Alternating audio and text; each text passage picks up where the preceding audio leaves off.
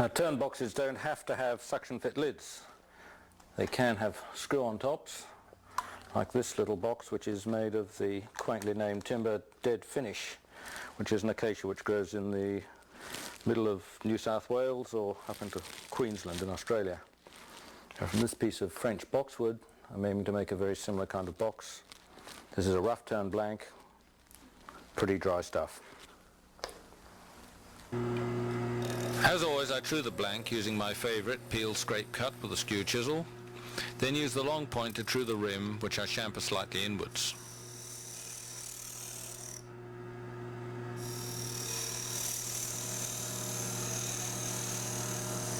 This surface can always be improved by gently brushing the surface with a scraper. I use the skew rather than the square end tool because it's easier to move the edge across the rim and much less aggressive. The flange is cut with the sides parallel as for a suction fit lid.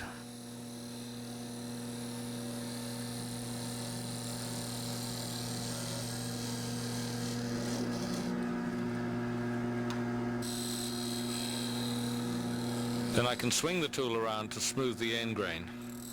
I leave a small boss at center, partly for decoration and partly to retain some body of material beneath the finial, which I intend to leave on the top. A 20mm or 3/4 inch round nose scraper is used to create a little cone. The edge comes through an arc across the face of the wood and is not pushed forwards into it. And I almost forgot to chamfer the inner lip of the rim to provide a surface into which the thread can be cut. And the noise tells you that I was pushing the tool too hard against the wood. All of the rim on any threaded box needs to be turned at this stage because it cannot be eased off later as you might on a suction fit lid. On wood of this quality, all that should be necessary by way of sanding is a quick dab of 320 grit and a little bit of beeswax. Time was when all threads used to be cut or chased by hand, but few people can do this today. Like several other turners I know, I have the tools, the thread chasers, but because I have yet to master them, I continue to use one of the few thread cutting jigs manufactured. In this setup, the cutter rotates in a fixed position while the surface being threaded is wound past. The lid is positioned in relation to the cutter by means of a compound slide. The depth of cut is around 2mm or 1/16 of an inch. The nuts on the top of the jig take any play out of the lead screw.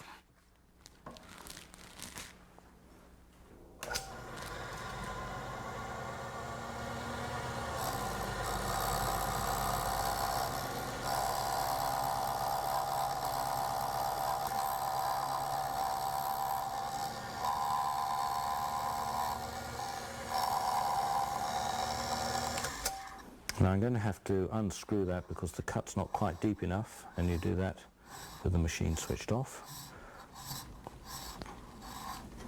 And then we do it again.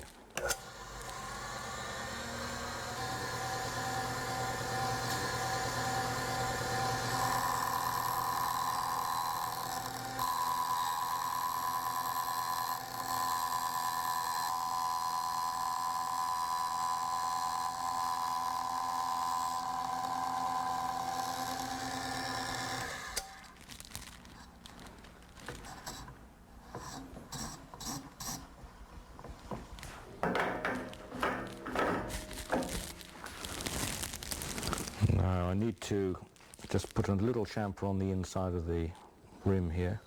This softens the lead into the thread. Then I clean up the rim, but not the threads.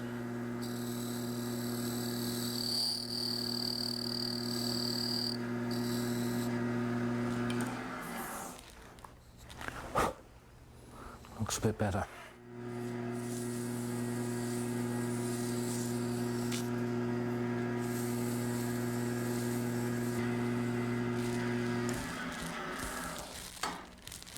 Having trued up the blank in the usual way, I must now establish the diameter of the base flange, which needs to be about 2mm or 1/16 of an inch larger than the top of the lid threads.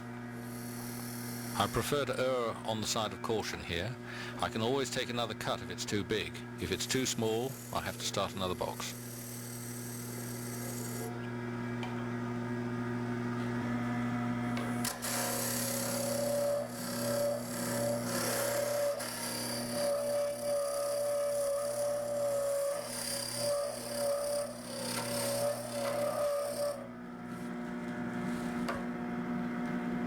Oops, that's not right. I wanted to show you how I do a square inside.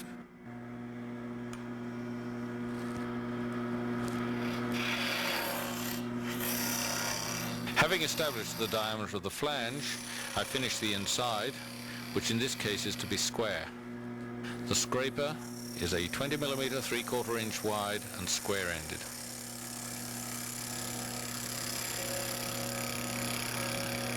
This is a good view of how to turn the end grain flat. Watch how the edge is brought from below center, then moves left for the final pass. I realize that I need to be deeper and measure the depth on the tool blade.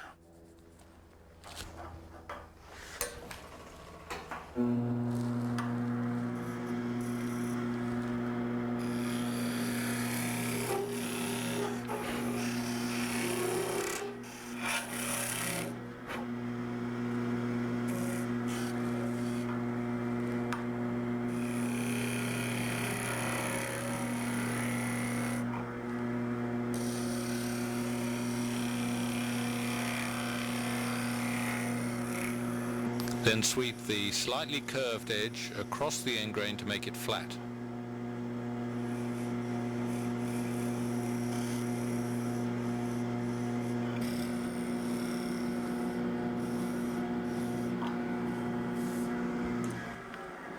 I can't get much better than that, so I'll sand and polish the inside.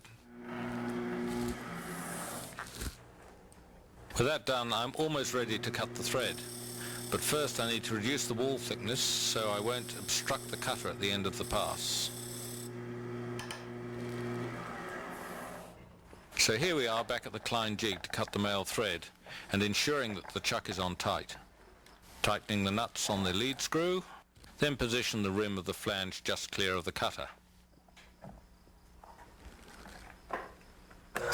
As I wind the box into the cutter, I keep my hand on the chuck just in case the cutter grabs the wood and unwinds the chuck, which can happen with the male thread because the wood and the cutter are both going in the same direction.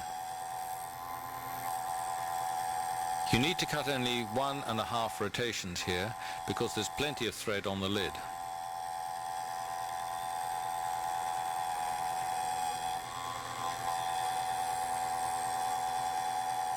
As I'm just about done, you'll hear the cutter slow as it hits the shoulder.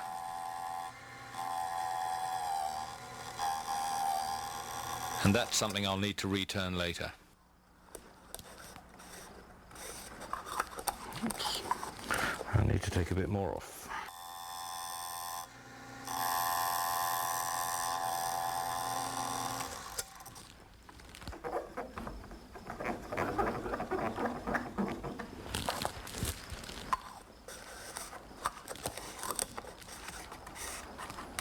Okay, we got it that time. And that looks and sounds fine, so it's back to the other lathe.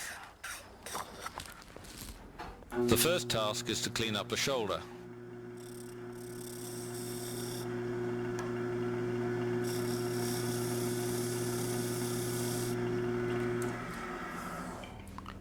That looks okay, so on goes the lid so I can complete the profile. That's pretty well right. As I start, the lid catches. Whoa! So I have a look, tighten it up and carry on shaping.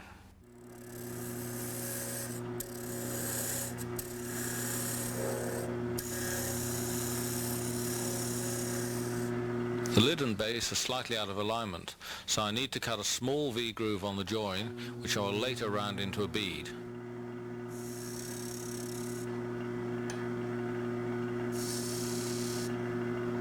I use a 3/8 or 10mm gouge to shape the lid. Now shaping proceeds without incident.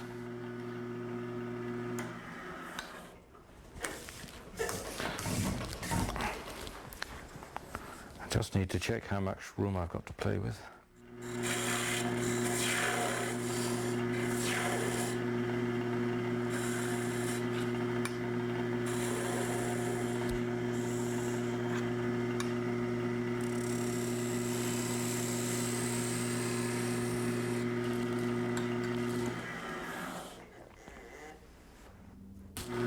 better cut here using the skew as a scraper, but I'll try the shear cut first.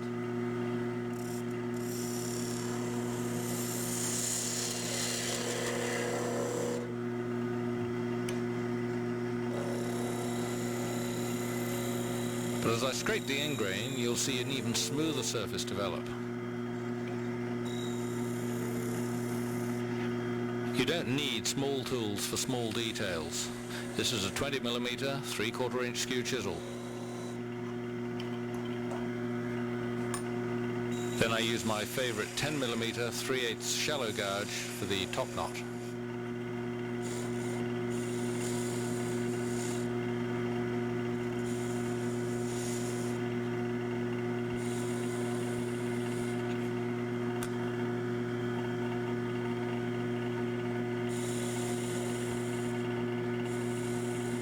I'll just put another little one on top.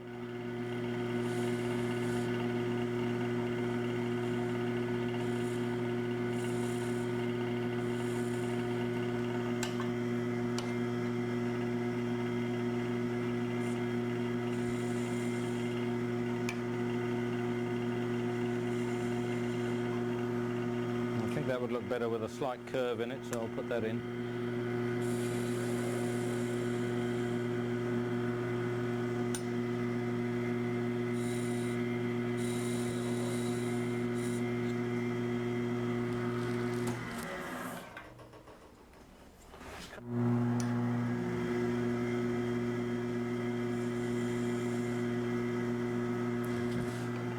Now we see the skew chisel long point in action, defining the bead.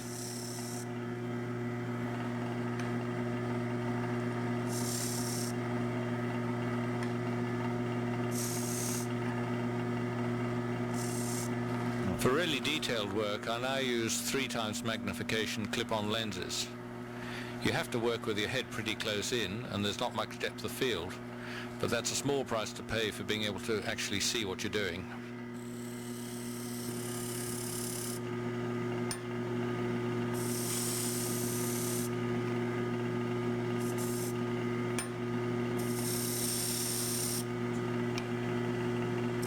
As I refine the side, you'll hear some vibration.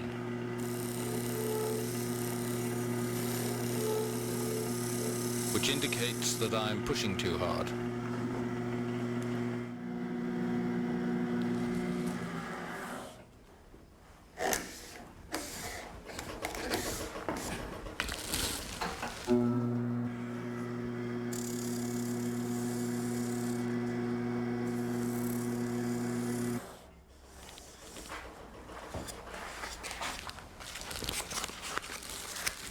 Just a sharp little edge I should need to get rid of.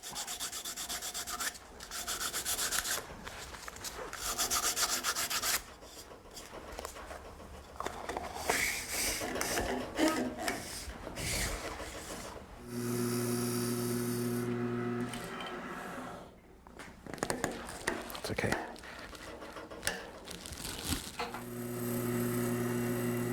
Now for a very gentle peel scrape cut to remove the waste.